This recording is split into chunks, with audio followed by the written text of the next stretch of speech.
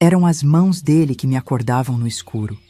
As mãos do meu próprio tio, o banqueiro mais respeitado da cidade. O homem que todos achavam que era um santo por cuidar da sobrinha órfã. Ninguém imaginava que suas visitas noturnas estavam me destruindo por dentro. Abusava de mim de todas as formas. Eu me sentia suja e não tinha como pedir socorro. Até que um dia, de tanto pavor, perdi completamente a voz. Foi quando descobri que meu silêncio poderia ser minha maior arma. Era dia 15 de maio de 1978, quando o mundo do meu tio desabou igual barranco na chuva forte. Nunca vou esquecer o que senti quando vi aquele homem sendo arrastado pelos policiais na televisão do Café Colombo, o mais chique de Petrópolis. Lá estava eu, tomando um café pequeno, o único que cabia no meu bolso de faxineira, quando o nome dele estourou no Jornal Nacional. Oswaldo Menezes, dono da casa bancária Menezes, é preso por fraudes milionárias. As pessoas ao redor começaram a cochichar, espantadas, mas só eu sabia o que se passava no meu peito. Uma alegria tão imensa que nem cabia dentro de mim. Meu nome é Adelice Menezes da Gama. Tenho 80 anos agora em 2025. E sou aquela sobrinha que o banqueiro Oswaldo Menezes, meu próprio tio, abusou por anos a fio depois que fiquei órfã. Aquela menininha que dormia no sótão da mansão dele, em Petrópolis, que perdeu a voz de tanto horror que os médicos diziam ter histeria feminina. A mesma que, anos depois, entregou todas as provas que botaram ele atrás das grades. Tô velha? Tô. Mas a memória ainda funciona direitinho, principalmente para as coisas que a gente queria esquecer, mas não consegue. E você, minha querida? De onde está me ouvindo agora? Deixe nos comentários seu nome e sua cidade. Gosto de saber quem são as almas corajosas que escutam essas histórias de uma velha como eu. Porque o que vou contar não é coisa para qualquer um, não. É dessas histórias que a gente guarda embaixo de 7 chaves e só abre quando tem certeza que vai ajudar alguém. Tenho guardado até hoje, dentro da minha Bíblia, um recorte amarelado de jornal. Banqueiro fraudulento perde império financeiro. A cola já tá quase toda seca, papel tá desfazendo nas pontas de tanto que abri e fechei ao longo desses anos. Esse pedaço de papel foi minha vitória contra um monstro que todo mundo achava que era santo. Um homem que ia na igreja todo domingo, que emprestava dinheiro para os fazendeiros, que sorria nas fotos com o prefeito. Um homem que, quando fechava a porta do quarto no sótão, virava o capeta em carne e osso. Foi eu mesma que mandei as provas. Todas elas. Os documentos das contas fantasmas, os desvios de dinheiro das viúvas que confiavam nele, os empréstimos que nunca existiram, mas que cobravam juros de quem não podia pagar. Fotografei tudo com uma câmerazinha escondida enquanto fingia limpar o escritório dele. Documentos que ele achava que ninguém nunca ia ver, que uma sobrinha retardada e muda jamais entenderia. Ah, se ele soubesse. 15 anos. Foi esse o tempo que fiquei sem dizer uma palavra na frente dele e de qualquer um que pudesse contar para ele. 15 anos fingindo que o trauma tinha me roubado a fala. 15 anos ouvindo ele se gabar pros amigos. Cuido dela por caridade. A coitada não fala. Problema dos nervos depois que os pais morreram. E eu ali, de cabeça baixa, escutando tudo, guardando tudo, planejando cada detalhe. Quer saber o que ele não entendeu? Que quando você rouba a voz de uma mulher, ela aprende a usar os olhos, os ouvidos e a cabeça de um jeito que você nunca vai imaginar. Ele roubou minha voz por alguns anos, mas eu roubei tudo dele para sempre. A liberdade, a reputação, o dinheiro sujo, o respeito falso. Tudo. E quando a polícia foi levar ele, quando ele estava algemado na porta do banco, eu cheguei pertinho, bem pertinho mesmo, e falei no ouvido dele. Eu nunca fui muda, tio Oswaldo, só estava esperando o momento certo de falar. A cara dele naquele momento, Ave Maria! Se pudesse emoldurar e pendurar na parede, eu tinha feito. O susto, a raiva, o desespero ao perceber que a menininha que ele jurava que era incapaz tinha acabado com a vida dele. foi melhor que qualquer vingança que eu pudesse sonhar. Naquele momento, ele soube. Soube que cada vez que me machucou, estava cavando a própria cova. Vocês devem estar se perguntando como que isso aconteceu. Como é que uma menina órfã, traumatizada, que todo mundo achava que nem podia falar, conseguiu derrubar um dos homens mais poderosos do mercado financeiro da época? Um homem que jogava cartas com juízes e delegados, que tinha amigos em Brasília, que emprestava dinheiro até para político grande? Não foi de uma hora para outra, isso eu garanto. Foi um plano demorado, detalhado, paciente que nem espera de pescador. De cada humilhação que sofri, tirei uma lição. De cada abuso, guardei um motivo. Fiz da minha fraqueza a minha força maior. E o fato de ninguém, absolutamente ninguém, achar que eu era capaz de qualquer coisa foi minha maior vantagem. Os médicos diziam: a menina tem retardo, além de ser muda. Os empregados da casa falavam: coitada, não entende nada do que a gente diz. As visitas comentavam: que peso para o senhor Osvaldo uma sobrinha assim. E eu ouvia tudo, entendia tudo, guardava tudo. Cada palavra, cada gesto, cada documento que deixavam aberto na minha frente porque a mudinha não sabe ler mesmo. Demorou, mas chegou o dia que eu entendi. O que parecia minha maior desgraça podia virar minha salvação. Se todo mundo achava que eu não podia falar, ninguém ia me vigiar. Se ninguém me vigiava, eu podia ver coisas que ninguém mais via. E se ninguém esperava nada de mim, ninguém ia suspeitar de nada do que eu fizesse. O plano começou pequeno. Primeiro recuperei minha voz longe dali, com um fonoaudiólogo em outra cidade. Depois, aprendi sozinha a entender os documentos do banco que limpava todo dia. Aí consegui uma camerazinha, dessas pequenas que os espiões usavam, com todo o dinheiro que economizei fazendo trabalhos de costura escondida. Durante anos, juntei cada pedacinho de prova como quem junta retalho para fazer colcha. Um papel aqui, um carimbo ali, uma assinatura falsificada a colar. Fui montando o quebra-cabeça dos crimes dele, enquanto limpava o chão, espanava os móveis e ouvia ele se vangloriar no telefone, achando que estava sozinho. Na casa, eu era só uma sombra, dessas que ninguém nota que tá ali. No banco, era a faxineira nova, que nem sabia quem era o dono direito. O sobrinho do gerente arrumou esse emprego para sobrinha mudinha do seu Osvaldo, porque ela precisava se sentir útil, coitada. E assim eu entrei no covil do lobo, com passe livre para limpar cada canto, ver cada gaveta, fotografar cada papel que provava os crimes dele. Vocês já sentiram aquela sensação de estar tão pertinho da vingança que seu coração quase sai pela boca? Foi assim quando mandei o primeiro envelope com as provas para o Banco Central. Anônimo, claro. E depois para os jornais. E finalmente para a Polícia Federal. Cada envelope que mandava era um pedaço do meu pesadelo que ficava para trás. Quando a bomba estourou, ninguém, nem por um segundo, imaginou que tinha sido eu. Como é que a mudinha da cabeça fraca ia entender de fraude bancária, de lavagem de dinheiro, de documentos falsificados? Impossível. Devia ser algum funcionário invejoso, algum cliente insatisfeito, algum concorrente querendo derrubar ele. Nunca a sobrinha deficiente que mal sabia amarrar os sapatos. Pelo menos era isso que ele dizia por aí. Agora imaginem só vocês, 47 anos depois, aqui estou eu, uma velha de 80 anos, contando essa história que nunca contei para ninguém.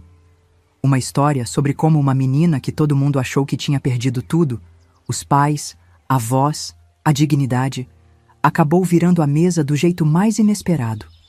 Dizem que é nos momentos mais difíceis que a gente descobre do que é feito de verdade. Quando meus pais morreram naquele desabamento, achei que minha vida tinha acabado junto. Quando meu tio começou a me visitar no quarto do sótão, rezei para morrer toda a noite. Quando perdi a voz de tanto pavor, pensei que Deus tinha me abandonado. Mas não tinha. Talvez ele só estivesse me preparando para uma história que precisava ser contada um dia. E esse dia chegou. Vocês devem estar se perguntando o que aconteceu depois, não é? Como foi que uma menina tão machucada conseguiu reunir forças para executar um plano tão complexo? Como aprendi sobre finanças e documentos falsificados? Como me tornei invisível o suficiente para estar em todos os lugares sem ninguém notar? Ah, minhas queridas, isso é só o começo da história. Segura o coração, porque tem muito mais pela frente. Mas espera lá, antes de ir direto para o final, tenho que começar essa história lá do começo da minha vida. Petrópolis dos anos 1950 era outro mundo, minha gente. A gente acordava com aquela neblina fina cobrindo tudo, uma garoa fininha que a gente chamava de chuvisco, e que deixava os cabelos da gente sempre úmidos. O frio entrava nos ossos, principalmente de maio a agosto, quando a gente precisava dormir com 3 cobertas de lã e meias grossas nos pés. As ruas de paralelepípedo ficavam escorregadias e o cheiro de café fresco saía de quase todas as janelas logo cedinho. Era um cheiro que misturava com o do pão quentinho das padarias, com o mofo das casas antigas de madeira. Casas que rangiam quando ventava forte. Nossa casa era pequena, mas aconchegante, na parte mais simples da cidade. Papai trabalhava na fábrica de tecidos e mamãe fazia costuras para fora. A gente não era rico, mas também não passava necessidade. Eu ia para a escola pública, tinha 2 bonecas de pano que mamãe fez. E aos domingos a gente passeava no jardim do Palácio Imperial. De longe, claro, porque não tinha dinheiro para entrar. Naquele ano de 1955, a chuva não parava de cair. Dia após dia, semana após semana. O morro atrás da nossa casa começou a dar sinais de que estava saturado, com pequeninhas trincas aparecendo nas paredes da casa. Papai disse que a gente precisava sair dali, mas não tinha para onde ir naquele temporal. Na noite de 18 de março, nunca vou esquecer essa data, a montanha veio abaixo. Primeiro foi um barulho de trovão, mas diferente, como se viesse do chão e não do céu. Depois a parede do meu quarto começou a rachar na minha frente, igual uma folha de papel sendo rasgada. Ouvi minha mãe gritar meu nome uma vez, só uma. Quando acordei, estava no hospital, com o corpo todo enfaixado e a notícia de que era a única sobrevivente da minha família. 17 casas foram engolidas pela lama naquela noite. 53 mortos, incluindo meus pais. Fiquei 3 semanas naquele hospital frio, vendo o tal do assistente social indo e vindo, procurando algum parente que pudesse me acolher. Foi quando apareceu meu tio Osvaldo, irmão do meu pai. Eu mal conhecia ele. Sabia que era banqueiro, que morava na parte rica da cidade e que quase não falava com papai por causa de alguma briga antiga. Mas ele chegou todo pomposo no hospital, com terno bem passado, cabelo cheio de brilhantina, e disse que ia me levar para a casa dele. Sangue é sangue, ele falou para o assistente social, que ficou aliviado de resolver aquele problema. No dia que saí do hospital, uma limusine preta, dessas de filme americano, me esperava na porta. Nunca tinha andado num carro assim na vida. Os bancos eram de couro escuro e o motorista usava um cap na cabeça, feito soldado. Eu, com 10 anos, maltrapilha, com o braço ainda engessado, me senti como um rato entrando num palácio. Quando chegamos na parte alta da cidade, o portão de ferro trabalhado abriu devagar, revelando uma mansão de tirar o fôlego. 3 andares, toda branca, com colunas na entrada e um jardim que parecia uma floresta pequena. Pensei, não é possível que eu vou morar aqui. A Casa Bancária Menezes ficava no centro da cidade, num prédio antigo todo imponente, com escadaria de mármore na entrada e aquelas portas enormes de madeira maciça. Na parede externa, o brasão da família Menezes em dourado reluzente. Uma águia, com as asas abertas, segurando 2 chaves cruzadas. O tio gostava de dizer que aquela águia simbolizava a visão de longo alcance que todo banqueiro precisava ter. Ele tinha começado pequeno, só com empréstimos para comerciantes locais. Depois foi crescendo, comprando outros banquinhos, até virar o que todo mundo chamava de o homem que fazia chover dinheiro em Petrópolis. Ele emprestava para fazendeiros, financiava construções, guardava as economias das viúvas ricas. um verdadeiro império que só crescia. Nos primeiros dias naquela casa, confesso que fiquei encantada. Meu tio parecia um homem respeitável aos olhos de qualquer um. Sempre de terno bem cortado, sapatos brilhando, cabelo penteado para trás com fixador. Falava baixo, articulado, sorria só com o canto da boca. Era viúvo, não tinha filhos. A esposa tinha morrido de febre anos antes. Todo mundo na cidade o tratava com reverência. Seu Osvaldo, Doutor Menezes, inclinando a cabeça quando ele passava. Ele era figurinha fácil no clube petropolitano, onde jogava cartas com o juiz, o delegado e o prefeito todo sábado à noite. Ia à missa na catedral todo domingo, sentava sempre no mesmo banco da frente, deixava esmolas gordas no final. Mas tinha uma pessoa naquela casa que não se deixava levar pelas aparências. Minha tia-avó Josefina, irmã da minha avó paterna. Uma senhora miudinha, meio corcunda já, que morava ali de favor, segundo meu tio. Ela cuidava das plantas do jardim interno e tricotava o dia inteiro numa cadeira de balanço perto da lareira. Logo nos primeiros dias, quando ninguém estava por perto, ela me chamou e disse: "Menina, fica de olho aberto nessa casa. Nem tudo que reluz é ouro." Ela tentou me contar alguma coisa sobre meu tio, sobre como ele tinha feito fortuna nas costas do seu avô, mas a governanta apareceu e nos interrompeu. 3 dias depois, a tia Josefina tinha ido pro asilo, porque a idade já não deixava ela ficar sozinha. Foi o que me disseram. Nunca mais a vi. Anos depois, descobri que ela tinha sido mandada para o interior de Minas, para a casa de uma sobrinha neta, com uma ajuda de custo generosa do meu tio para nunca mais voltar. Sem a tia Josefina, não tinha mais ninguém na casa que me olhasse com carinho. Me deram um quarto no sótão, dizendo que era o mais quentinho no inverno. Era um cubículo com teto inclinado, uma janelinha redonda que nem abria direito e um colchão fino em cima de uma cama de ferro. Tinha um baú velho para guardar minhas poucas roupas e uma mesinha com uma vela, porque a luz elétrica não tinha chegado até lá em cima ainda. Nos dias de chuva, que eram muitos em Petrópolis, o teto pingava em 3 lugares diferentes. Eu colocava baldes embaixo e o barulho das gotas me embalava para dormir. No verão, o calor era quase insuportável. No inverno, o frio cortava os ossos. Minha filha, o inferno que vivi naquela casa foi só o começo. Se você quer conhecer outras histórias de vovós brasileiras que enfrentaram situações difíceis, se inscreva no canal Vovós do Brasil. É só clicar naquele botãozinho branco escrito "Inscreva-se" aqui embaixo. Não custa nada, mas ajuda este canal a continuar contando nossas histórias que ficaram escondidas por tanto tempo. 2 vezes por semana, o tio Osvaldo dava jantares para gente importante da cidade e da região. Políticos, fazendeiros, comerciantes ricos, gente da alta sociedade. A mesa da sala de jantar ficava toda arrumada com a prataria antiga da família, velas acesas em castiçais de prata, flores frescas no centro.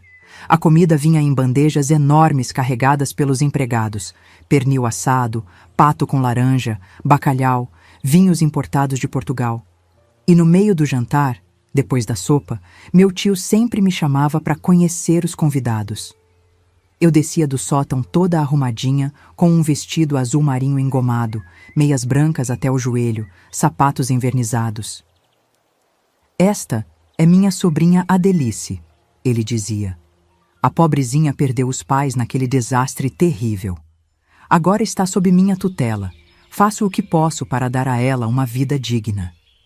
E os convidados olhavam com aquela cara de pena. Algumas senhoras diziam, "Coitadinha", ou "Que obra de caridade a sua, Osvaldo." Eu ficava lá, parada, feito estátua, por alguns minutos, até ele dizer que eu podia voltar para o meu quarto. Era um show, uma exibição da bondade dele. Eu era o troféu da caridade do senhor Menezes. Depois de uns meses na casa, meu tio decidiu que eu precisava de educação formal. Contratou Dona Maura, uma professora aposentada do Colégio Santa Isabel, para me dar aulas em casa. 3 vezes por semana, das 2 às 5 da tarde, na biblioteca da mansão. Dona Maura era uma mulher seca, com óculos de tartaruga na ponta do nariz e um coque tão apertado que parecia puxar a pele do rosto dela. Mas debaixo daquela aparência severa, tinha uma alma boa. Foi a primeira pessoa que notou que eu tinha facilidade com números. A menina tem cabeça para matemática, ela disse para o meu tio um dia. Aprende cálculos com uma rapidez impressionante. Ele respondeu qualquer coisa como: pena que é menina, se não poderia trabalhar no banco. Dona Maura me passava problemas de matemática cada vez mais difíceis, e eu resolvia todos. Ela me ensinou a somar colunas de números de cabeça, a calcular porcentagens, a entender juros compostos. Isso é útil na vida, ela dizia. Uma moça precisa saber administrar uma casa, fazer contas de despensa. Mas eu sabia que ela estava me ensinando muito mais que isso. Estava me mostrando como os números podiam contar histórias, revelar segredos. Foi justamente esse talento com os números que me fez prestar atenção num caderno de capa preta que meu tio sempre deixava na escrivaninha do escritório dele. Um caderno grosso, com as bordas das páginas pintadas de dourado, que ele consultava toda noite depois do jantar. Quando eu ia levar o chá que a governanta mandava: leve para o seu tio, menina, não fique parada aí. Dava para ver que era um livro de contabilidade. Números, nomes, datas, tudo escrito com aquela letra inclinada e elegante dele. Alguns nomes tinham asteriscos vermelhos do lado, outros círculos azuis. Na época eu não entendia o que significavam aquelas marcações, mas algo me dizia que eram importantes. Um dia, quando levei o chá, ele estava ao telefone e me fez sinal para deixar a bandeja na mesa e esperar. Fiquei ali, parada como uma estátua feito ele gostava, enquanto ele falava sobre aquela remessa especial e os documentos alternativos com alguém do outro lado da linha. O caderno estava aberto bem na minha frente. Vi o nome do Dr. Silveira, o juiz da comarca, com um asterisco vermelho e um número bem grande ao lado, 50.000, uma fortuna naquela época. Embaixo tinha escrito: mensalidades acertadas, janeiro, ok, fevereiro, ok. Aquilo não parecia um empréstimo normal, parecia outra coisa. Quando ele desligou o telefone, fechou o caderno rapidamente e me dispensou com um gesto de mão, como quem espanta uma mosca. Mas a semente da curiosidade já tinha sido plantada na minha cabeça. Comecei a prestar mais atenção naquele caderno sempre que podia. Quando ia limpar o escritório, sim, além das aulas, eu tinha que ajudar na limpeza da casa, dava uma espiada rápida. Quando levava o café da manhã nos domingos, aproveitava que ele ia ao banheiro para folhear algumas páginas. Aos poucos, fui entendendo que aquele caderno tinha duas contabilidades: a oficial do banco, com tinta preta, e outra, com tinta azul, que registrava dinheiro vindo de lugares que não apareciam nos documentos oficiais. E os nomes com asteriscos eram pessoas que recebiam presentes do meu tio, em troca de favores que não poderiam ser mencionados. Ali, naquelas páginas cheias de números, estava a prova da vida dupla do meu tio. O homem respeitável, cristão, caridoso, que todos admiravam, era só uma máscara. Por baixo existia alguém que mentia, que subornava, que falsificava. Foi meu primeiro vislumbre da verdadeira natureza dele. E ainda nem era o pior. O pior estava escondido nas sombras do sótão, esperando para se revelar nas noites que viriam. Foi numa noite gelada de julho de 1957 que tudo começou. O inverno em Petrópolis é de cortar os ossos, e no sótão, então, nem se fala. Eu dormia enrolada em 2 cobertores finos, tremendo mesmo assim. O relógio antigo da sala de jantar tinha acabado de bater meia-noite. Eu contava as badaladas todas as noites antes de dormir, quando ouvi os degraus da escada do sótão rangendo. Era um som inconfundível, aquela madeira velha protestando sob o peso de alguém que subia. Meu coração disparou na mesma hora. Ninguém, absolutamente ninguém, subia ao sótão àquela hora. A porta se abriu devagar, deixando entrar um fio de luz amarelada do corredor. Vi a silhueta do meu tio parado ali, segurando um candeeiro. Fechei os olhos e fingi que estava dormindo. Ouvi os passos dele se aproximando da cama, o cheiro forte de uísque e charuto invadindo meu nariz. Adelice? Ele chamou baixinho. Continuei imóvel, respirando o mais regular possível, como fazem as crianças quando querem fingir que estão dormindo. Mas não adiantou. Senti a mão dele ajeitando o cobertor em volta do meu pescoço, depois descendo pelo meu ombro, meu braço e parando na minha cintura. Só estou verificando se você está bem coberta, ele disse, mais para si mesmo do que para mim. O frio aqui em cima é traiçoeiro. Na manhã seguinte, tentei falar com a dona Gertrudes, a governanta da casa. Era uma senhora de uns 50 e poucos anos, magra como um palito, com um nariz pontudo e olhos que pareciam estar sempre julgando alguma coisa. Enquanto ajudava ela a dobrar os lençóis recém-passados, contei sobre a visita noturna do meu tio. Ela parou o que estava fazendo, me olhou de cima a baixo com aquele olhar cortante e disse: "Menina, seu tio é um homem muito ocupado. Se ele foi ao seu quarto, foi por preocupação. Devia agradecer em vez de ficar inventando bobagens." Depois disso, ela me deu mais tarefas para fazer, como se quisesse me manter ocupada demais para pensar. Nas noites seguintes, ele voltou. Sempre depois da meia-noite, sempre com a desculpa de verificar se eu estava bem coberta ou se precisava de água. As mãos dele começaram a ficar mais ousadas, passando por lugares que me deixavam desconfortável, me apertando de um jeito que doía. E sempre o mesmo cheiro: uísque, charuto e uma colônia cara que ele usava. Cheiro que até hoje, se sinto em algum lugar, me dá ânsia de vômito. Depois de algumas semanas dessas visitas, comecei a mudar. Não conseguia prestar atenção nas aulas da Dona Maura. Tinha olheiras profundas, porque não dormia direito, sempre esperando o barulho da escada. Comecei a roer as unhas até sangrar. Perdi o apetite.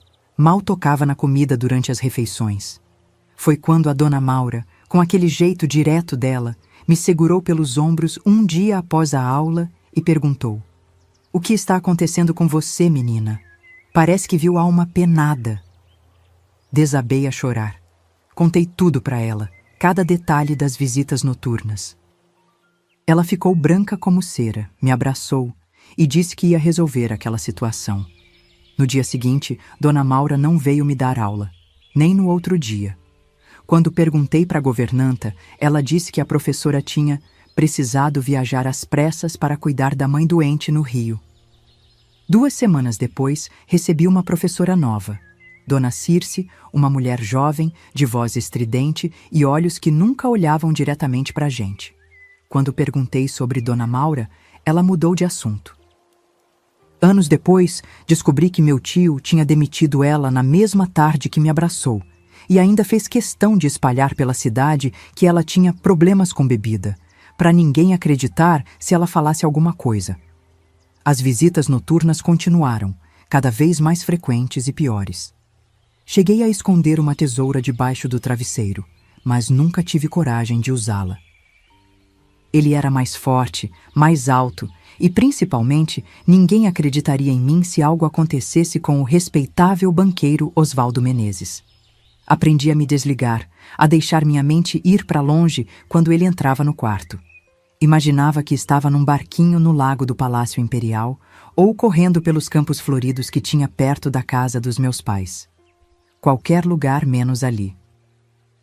Um dia, pouco depois do meu aniversário de 13 anos, meu tio me disse que ia me levar para conhecer o banco dele. Já está na idade de entender como funciona o negócio da família, ele disse durante o café da manhã. Fui no carro preto com ele, sentada no banco de trás, enquanto ele ia na frente com o motorista. Chegando na casa bancária Menezes, todos os funcionários se curvavam quando ele passava. "Bom dia, senhor Menezes. Como vai, senhor Menezes?" Feito um coro ensaiado. Me apresentou como minha sobrinha que estou educando, e todos sorriam forçado, como se tivessem pena de mim. Depois de me mostrar as salas principais do banco, os caixas atendendo clientes, a sala de reuniões toda forrada de madeira escura, ele pegou um molho de chaves do bolso e disse: "Vou te mostrar uma coisa que pouquíssimas pessoas já viram." Descemos por uma escada circular até o subsolo, onde ficavam os cofres. O gerente abriu a porta de aço pesada e entramos num corredor com dezenas de gavetas de metal numeradas nas paredes. No fim do corredor, uma porta menor, que meu tio abriu com uma chave que carregava no pescoço. Aqui é onde guardo meus segredos mais valiosos, ele disse. Era uma salinha pequena, com uma mesa no centro e prateleiras de metal nas paredes. Nas prateleiras, caixas de documentos, livros contábeis e algumas caixinhas de madeira entalhada. Ele abriu uma das caixas e me mostrou várias alianças de ouro e joias. Garantias de empréstimos que nunca foram pagos, explicou, com um sorriso que me deu calafrios. Abriu outra caixa. Fotos de pessoas em situações constrangedoras. Isso é para garantir que certas pessoas me favoreçam quando preciso, ele disse, passando o dedo por uma foto de um homem que reconheci como o delegado da cidade, em situação... Bem, você sabe. E esse cofre especial, ele apontou para uma caixa forte menor embutida na parede. Guarda os documentos que ninguém, absolutamente ninguém pode ver. Nem o gerente do banco sabe o que tem aí dentro. Foi nesse dia que entendi que meu tio não era só um homem que abusava da sobrinha à noite. Era alguém que vivia de segredos, de chantagens, de ameaças. Alguém que tinha poder sobre muita gente na cidade. E isso só fez crescer meu medo dele. As coisas pioraram quando comecei a frequentar aulas de catecismo na igreja, preparando para a primeira comunhão. O padre Antônio era um senhor de cabelos brancos e voz gentil, que explicava as passagens da Bíblia com histórias que até as crianças entendiam. Um dia, depois da aula, fiquei para trás e perguntei se poderia falar com ele em particular. Na sacristia, com o coração na boca, comecei a contar sobre as visitas noturnas do meu tio. Ele ficou sério, pegou minhas mãos entre as dele e disse que acreditava em mim, que me ajudaria. Não sei como, mas meu tio descobriu. Naquela mesma noite, me chamou ao escritório dele. Estava sentado atrás daquela escrivaninha enorme de mogno, com uma garrafa de uísque pela metade ao lado. Soube que andou conversando com o padre Antônio hoje, ele disse, com a voz calma, quase gentil, o que era sempre mais assustador que quando gritava. Imagino que tenha contado para ele nossas brincadeiras noturnas. Fiquei paralisada na porta sem saber o que dizer. Sabe o que acontece com meninas que inventam mentiras sobre homens respeitáveis como eu? Ele continuou, ainda naquela voz controlada. Elas vão para instituições psiquiátricas, lugares horríveis, a delícia, onde amarram as pessoas nas camas, dão choques na cabeça delas, enfiam agulhas no cérebro para curar a loucura. Ele se levantou e veio até mim, segurando meu rosto com força entre os dedos, me obrigando a olhar para ele. É isso que você quer? Ser internada num lugar assim? Porque é para lá que vão as meninas mentirosas e ingratas como você. Quando abri a boca para responder, ele me deu um tapa que me fez ver estrelas. Caí no chão, com o gosto de sangue na boca.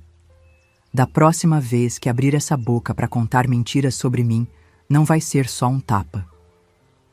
No domingo seguinte, quando fomos à missa, descobri que o padre Antônio tinha sido transferido para uma paróquia no interior de São Paulo. O novo padre era jovem, nervoso e não olhava nos olhos de ninguém. Sabe, eu aposto que você não vai ter coragem de curtir este vídeo depois do que vou contar agora. O que aconteceu a seguir foi tão terrível que muita gente prefere fingir que não ouviu. Vamos ver se você é diferente. Clique no joinha se tiver estômago para ouvir o resto. Foi numa noite de temporal, em março de 1960. Eu tinha 15 anos e estava no sótão, ouvindo a chuva forte bater no telhado, quando ouvi os degraus da escada rangendo. Meu tio apareceu na porta, encharcado e cheirando a bebida mais que o normal. Os olhos dele estavam diferentes, vidrados de um jeito que nunca tinha visto antes. Ele trancou a porta atrás de si, coisa que nunca tinha feito antes, e veio na minha direção. Hoje vamos brincar de um jeito diferente, ele disse, tirando o cinto. O que aconteceu depois? Não consigo descrever em detalhes mesmo depois de tantos anos. A dor, o horror, a sensação de que meu corpo estava sendo partido ao meio. Tentei gritar, mas ele tampou minha boca com a mão. Quando finalmente acabou e ele saiu, cambaleando escada abaixo, tentei chorar, gritar, qualquer coisa, mas nenhum som saía da minha garganta. Era como se algo tivesse quebrado dentro de mim. Abria a boca, forçava as cordas vocais, mas não saía nem um sussurro. O trauma tinha literalmente roubado minha voz. Na manhã seguinte, quando a governanta veio me chamar para descer e tomar café, percebeu que eu não conseguia falar. Por mais que tentasse, nada saía. Meu tio, fingindo preocupação na frente dela, chamou o médico da família, Dr. Lorenzo, um homem gordo com bigode fino que cheirava a álcool de limpeza. Ele me examinou, superficialmente, fez algumas perguntas que só podia responder balançando a cabeça e diagnosticou. É um caso clássico de histeria feminina, Sr. Menezes. A morte dos pais, o trauma do desabamento, agora manifestando como afonia psicogênica. Não é incomum em meninas dessa idade, principalmente as de natureza delicada. Receitou umas gotas para os nervos e disse que a voz voltaria quando o distúrbio emocional passasse. Meu tio, fazendo sua melhor imitação de tio preocupado, perguntou se não era caso de me internar para receber tratamento adequado. O médico disse que não seria necessário, que casos assim normalmente se resolviam com o tempo, mas que se eu apresentasse outros comportamentos preocupantes, a internação poderia ser considerada. Entendi o recado na hora. Se tentasse de alguma forma denunciar o que estava acontecendo, o destino seria o hospício. Logo a notícia da pobre sobrinha muda do Sr. Menezes se espalhou pela cidade. Ele, é claro, transformou minha tragédia em mais um exemplo de sua bondade. Cuido dela apesar da condição, ele dizia para quem quisesse ouvir. Muitos teriam mandado a menina para uma instituição, mas sangue é sangue. É meu dever cristão.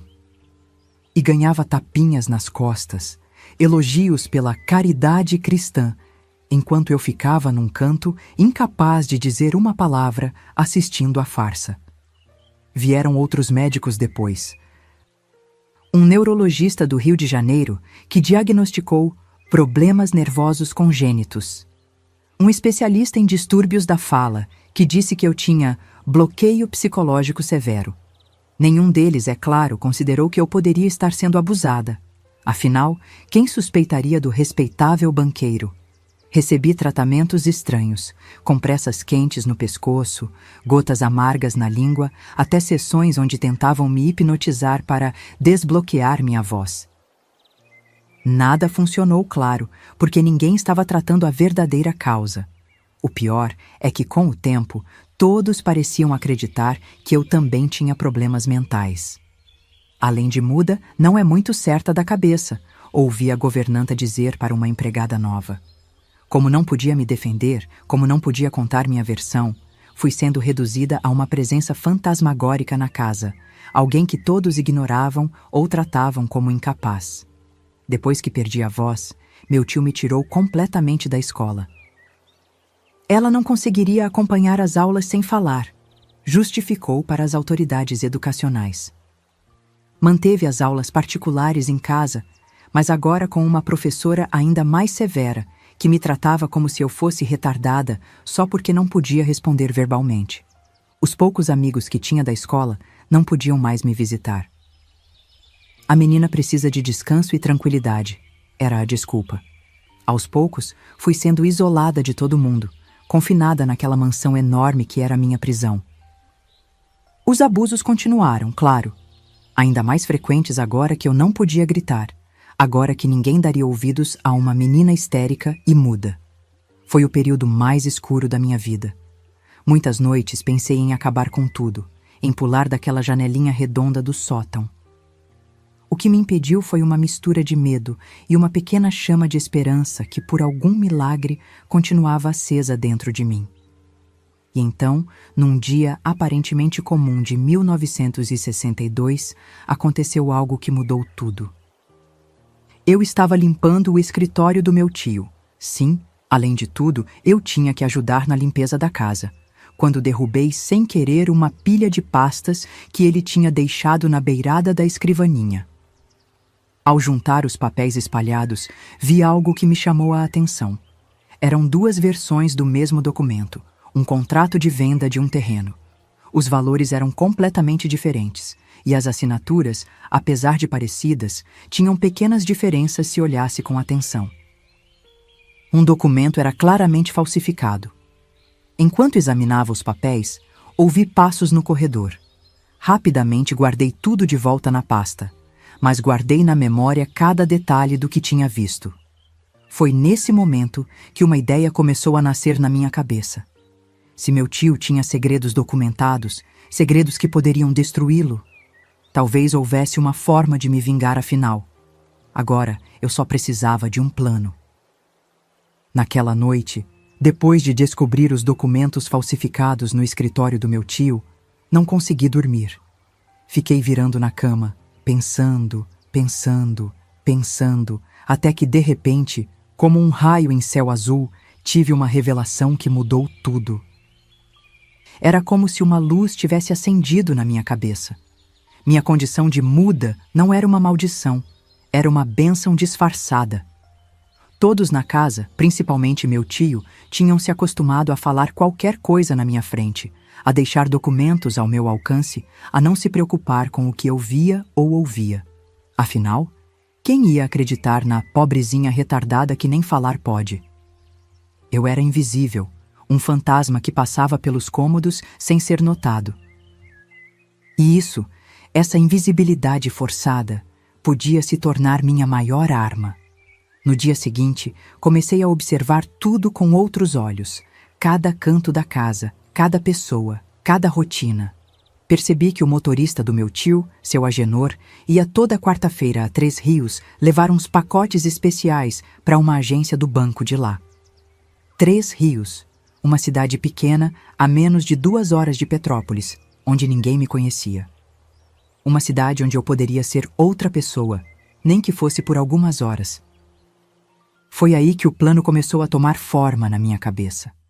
Precisava recuperar minha voz, mas sem que ninguém em Petrópolis soubesse. Passei semanas juntando coragem e planejando cada detalhe.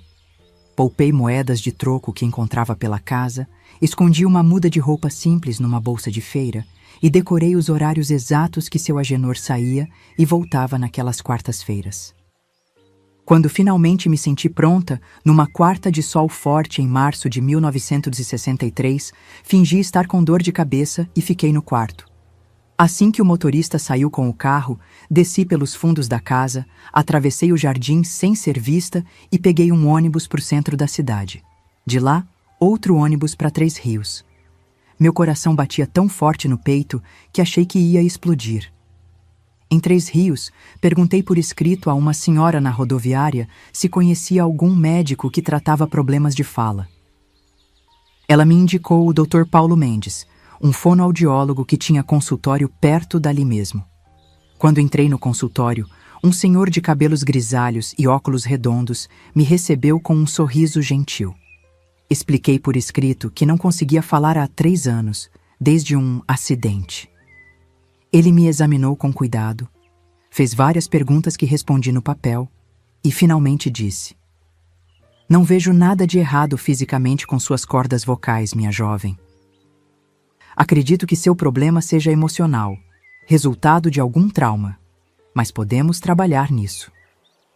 Durante 6 meses, toda quarta-feira, eu repetia a mesma rotina arriscada. Fingia estar doente, esperava o motorista sair, pegava o ônibus para Três Rios, fazia a sessão com o Dr. Paulo e voltava correndo antes que dessem por minha falta. O médico era paciente, gentil, me ensinava exercícios de respiração, relaxamento da garganta, técnicas para fazer as cordas vocais vibrarem de novo. As primeiras tentativas foram frustrantes. Só saíam chiados e grunhidos da minha garganta. Mas ele nunca desistiu de mim. "O corpo lembra do trauma", ele dizia, "mas também pode lembrar como curar." Num dia que nunca vou esquecer, 12 de setembro de 1963, depois de meses de tentativas, consegui dizer meu nome, Ah, Delice! Foi só um sussurro rouco, quase inaudível, mas saiu. Dr. Paulo bateu palmas, com lágrimas nos olhos. Eu chorei tanto que molhei toda a blusa. Nas semanas seguintes, fui recuperando a voz aos poucos. Primeiro palavras soltas, depois frases curtas, até conseguir ter uma conversa normal. Mas só falava no consultório dele, claro. Fora dali, continuava sendo a sobrinha muda do banqueiro Osvaldo Menezes. Essa decisão de continuar fingindo que era muda foi a mais importante da minha vida. Em casa, na rua, no banco quando ia visitar meu tio, em todo lugar de Petrópolis, mantinha o silêncio absoluto. Fazia sinais com as mãos, escrevia bilhetinhos, balançava a cabeça para dizer sim ou não. A farsa tinha que ser perfeita. E foi. Por mais 5 anos, ninguém desconfiou que eu tinha recuperado a voz. Enquanto isso, eu aprendia mais e mais sobre os negócios sujos do meu tio, sobre as fraudes que ele cometia, sobre o império construído com dinheiro roubado e chantagens. A segunda parte do meu plano veio quando completei 20 anos, em 1965. Já era uma mulher feita, apesar de todos na casa ainda me tratarem como uma menina especial. Um dia pedi por escrito ao meu tio se poderia trabalhar no banco dele, nem que fosse fazendo faxina. Preciso me sentir útil, escrevi num bilhetinho. Ele achou graça, deu aquele sorriso condescendente de quem olha para um cachorrinho tentando fazer um truque, e concordou. Afinal, que mal poderia fazer uma mudinha retardada limpando o chão do banco? Talvez até fosse bom para os negócios, mostraria como ele era caridoso até com a sobrinha deficiente. Mas eu tinha outro plano. Convenci o tio a me deixar usar o nome de solteira da minha mãe, Silva, para não envergonhar o nome Menezes com uma faxineira na família. Ele concordou na hora, achando até uma boa ideia. Assim, para todos no banco, eu era apenas a Delice Silva, uma moça simplória que não falava, contratada por caridade. Ninguém, nem mesmo o gerente, sabia que eu era sobrinha do dono. E assim conquistei acesso a todas as áreas do banco, incluindo aquelas que guardavam os segredos mais sórdidos do meu tio.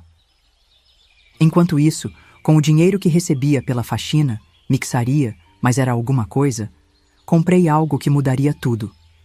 Uma mini câmera Minox, daquelas que espiões usavam, que cabia na palma da mão. Custou uma fortuna, quase 1 ano de salário, que consegui juntando cada centavo e vendendo bordados que fazia escondida. O vendedor da loja de equipamentos fotográficos em 3 Rios me olhou desconfiado, mas o dinheiro falou mais alto. Escondi a câmera num broche de flor que usava sempre preso ao uniforme de faxineira, com a lente disfarçada no centro da flor. Ninguém nunca desconfiou. Durante 5 anos, de 1965 a 1970, fotografei sistematicamente cada documento, cada prova de fraude que encontrava enquanto limpava o banco e a casa.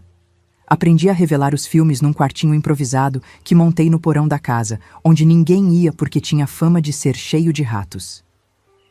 As fotos mostravam tudo: contratos com valores adulterados, livros contábeis com 2 versões, a oficial e a verdadeira, listas de propinas pagas a juízes e políticos, registros de dinheiro desviado de contas de clientes falecidos, especialmente viúvas idosas, que não tinham quem verificasse suas contas.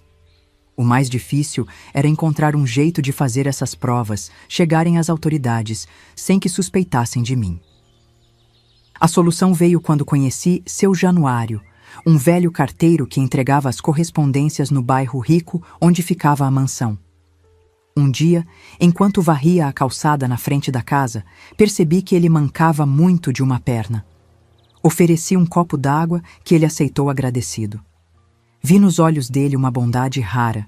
Nos tornamos amigos. Ele falava, eu escrevia bilhetinhos e sorria. Com o tempo, contei, por escrito, uma versão da minha história, omitindo que tinha recuperado a voz, mas mencionando os abusos do meu tio. Seu Januário ficou horrorizado e se ofereceu para me ajudar. Foi através dele que comecei a enviar envelopes anônimos com as fotos e explicações detalhadas sobre as fraudes. primeiro para o Banco Central em várias remessas pequenas, usando diferentes agências dos correios de cidades vizinhas. Depois para 2 bancos concorrentes que meu tio tinha prejudicado ao longo dos anos. E, finalmente, quando já tinha reunido provas suficientes para a Polícia Federal e para um jornalista investigativo do Jornal do Brasil, que era conhecido por denunciar corrupção. Os envelopes eram cuidadosamente preparados. Sem digitais, usava luvas, com letras recortadas de revistas para formar as mensagens, sem nada que pudesse me identificar.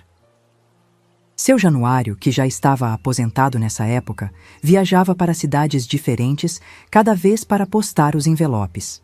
O plano era perfeito, meticuloso, impossível de rastrear até mim.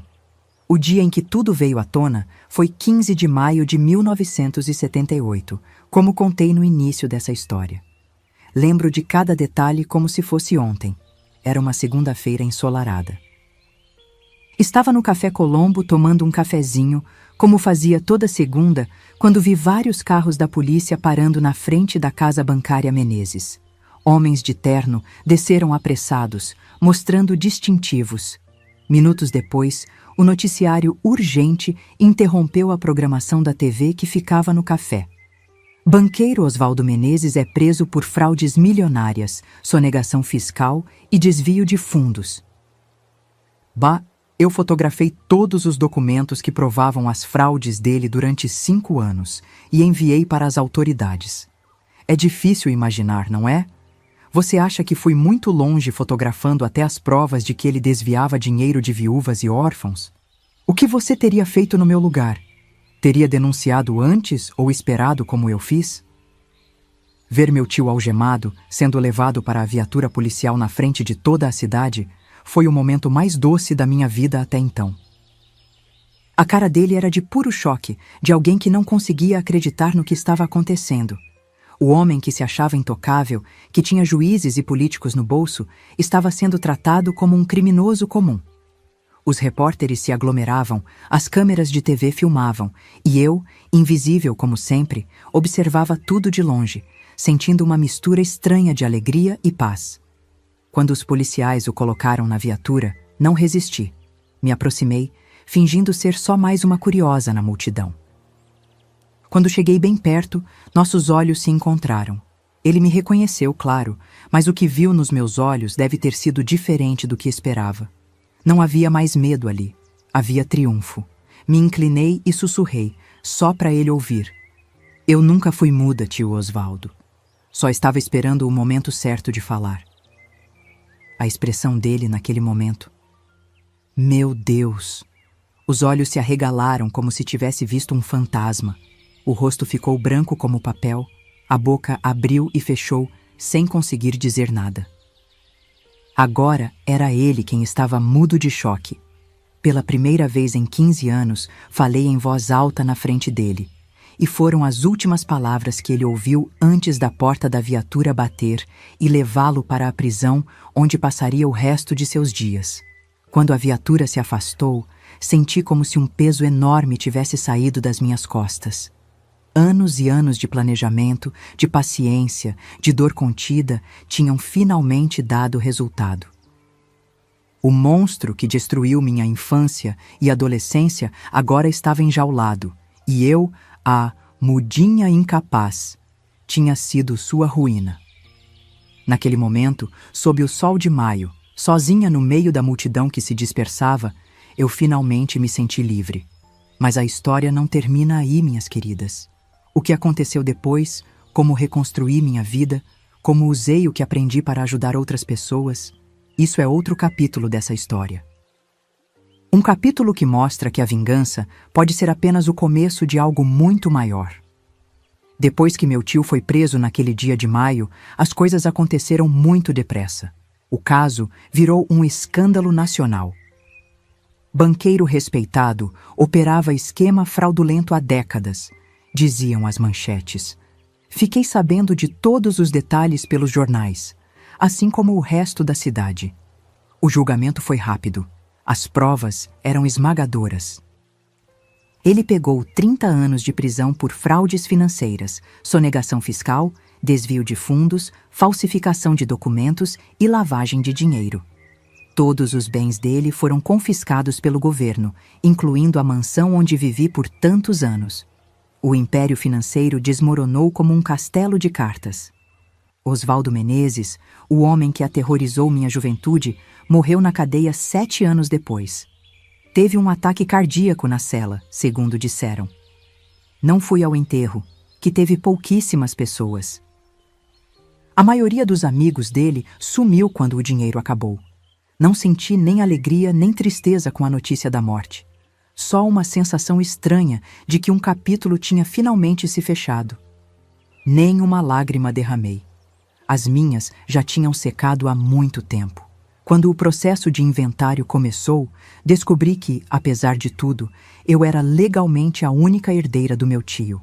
Ele nunca se casou de novo depois que a esposa morreu, não tinha filhos e eu era sua única parente viva. Ironias da vida. O juiz determinou que, depois de pagos todos os credores e multas, uma pequena parte do que sobrou dos bens legítimos dele era por direito minha. Não era uma fortuna. A maior parte do dinheiro sujo já tinha sido confiscada, mas era o suficiente para recomeçar minha vida. A primeira coisa que fiz foi alugar um apartamento pequeno no centro de Petrópolis. Precisava de um lugar só meu, onde pudesse finalmente falar em voz alta sem medo. Depois, aos 33 anos, fiz algo que parecia impossível. Me matriculei na faculdade de contabilidade. Sempre tive facilidade com números, lembram? E durante aqueles anos coletando provas contra meu tio, acabei aprendendo muito sobre documentos financeiros, balanços, contabilidade criativa. Por que não transformar esse conhecimento em algo útil? Foi difícil no começo. Era bem mais velha que os outros alunos, tinha pouca educação formal e ainda carregava as cicatrizes emocionais de tudo que passei. Mas estudei com uma determinação que surpreendia os professores. Me formei com distinção em 1982, aos 37 anos. Especialização em auditoria financeira veio logo depois. Consegui emprego num escritório de contabilidade do Rio de Janeiro, onde meu talento para encontrar irregularidades em balanços e documentos fiscais me fez ganhar o apelido de Detetive dos Números. Em 1985, abri meu próprio escritório de auditoria em Petrópolis mesmo. Pequeno, mas respeitado. Especializei-me em identificar fraudes bancárias e fiscais, ajudando empresas honestas a não caírem em armadilhas como as que meu tio armava. A menina que um dia foi silenciada, agora tinha voz ativa no mundo dos negócios, uma voz que as pessoas respeitavam e ouviam. Que reviravolta, não? Mas a maior satisfação da minha vida profissional veio quando comecei a usar minha experiência para ajudar outras mulheres que passaram por situações de abuso. Tudo começou quando uma cliente do escritório, dona de uma pequena loja de roupas, apareceu com marcas roxas no braço. Reconheci aquele olhar, o mesmo que eu tinha quando vivia com meu tio. Durante o almoço, num momento de confiança, ela me contou sobre o marido violento, sobre como tinha medo de deixá-lo porque ele controlava todo o dinheiro e ameaçava tirar os filhos dela. Naquela mesma tarde, mostrei a ela como documentar as finanças da família, como guardar provas dos abusos, como construir aos poucos uma independência financeira sem que o marido percebesse. Ajudei a montar um plano de fuga seguro, com dinheiro escondido e documentos importantes guardados em lugar seguro. 6 meses depois, ela conseguiu se divorciar e ficar com a guarda dos filhos. O ex-marido ainda teve que pagar uma boa pensão, porque tínhamos todas as provas de que ele escondia dinheiro e bens. O boca a boca fez seu trabalho. Logo outras mulheres começaram a me procurar.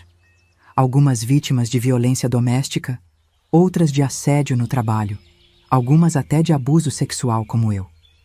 Para cada uma, ajudei a elaborar um plano diferente, sempre usando a inteligência e a estratégia no lugar da confrontação direta. Aprendi que a vingança não precisa de força bruta. Precisa de estratégia, de paciência, de usar o cérebro em vez dos punhos. Nunca cobrei dessas mulheres. Era minha forma de retribuir ao universo por ter conseguido escapar do meu próprio inferno. Com o tempo, formamos um grupo informal de ajuda mútua.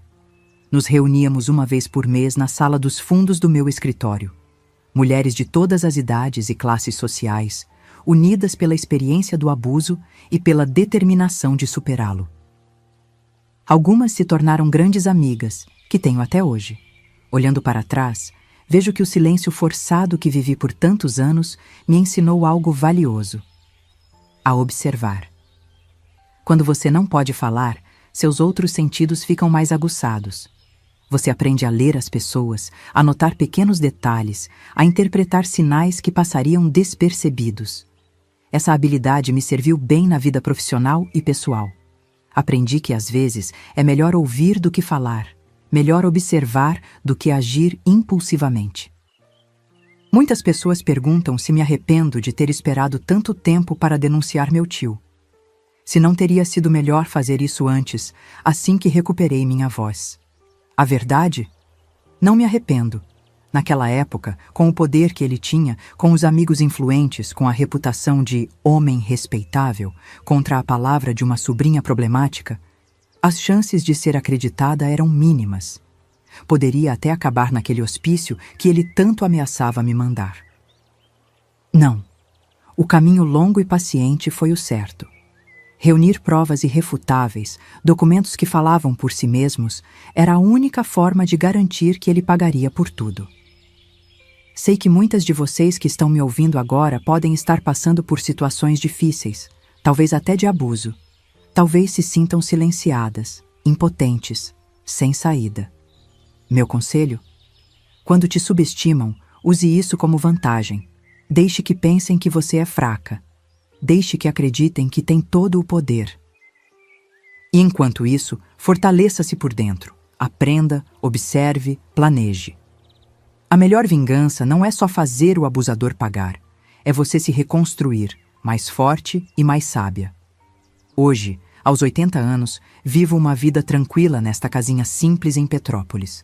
Nunca me casei, nunca tive filhos. As cicatrizes do passado tornaram difícil confiar em homens o suficiente para uma relação íntima. Mas não vivo sozinha. Tenho amigos queridos, muitos deles mulheres que ajudei ao longo dos anos. Tenho meu jardim, meus livros, meu trabalho voluntário ensinando contabilidade básica para mulheres de baixa renda. E tenho minhas lembranças, não só as dolorosas, mas também as de triunfo. Guardo até hoje, numa caixinha especial, aquela camerazinha Minox que usei para fotografar os documentos do meu tio.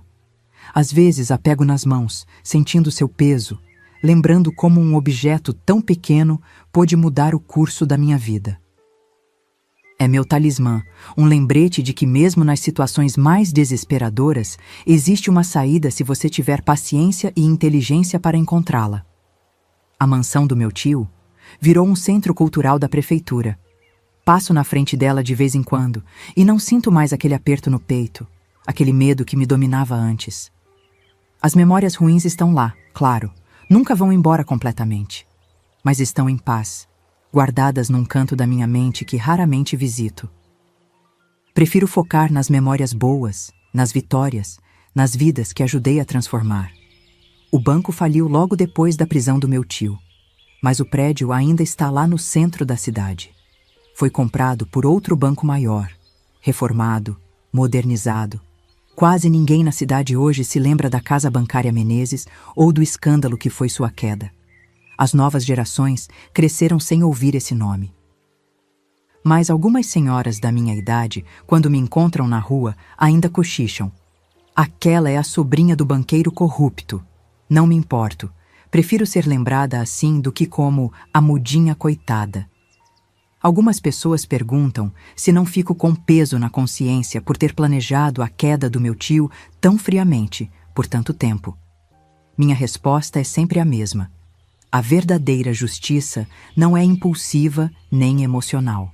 É calculada, paciente, inevitável como o amanhecer depois da noite mais escura. O que fiz não foi por vingança pessoal apenas, foi por justiça, por mim e por todas as outras vítimas dos golpes dele, as viúvas que perderam economias de uma vida, os pequenos investidores que foram à falência.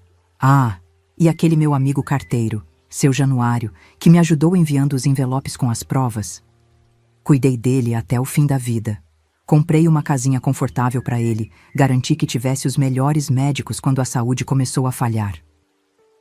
Ele nunca soube da extensão completa do meu plano. Achava que só estava ajudando a denunciar fraudes financeiras. Não sabia do abuso. Mas foi um amigo leal quando eu mais precisava e nunca me esqueci disso. Eu sou Adelice Menezes da Gama e essa é a história da minha vida.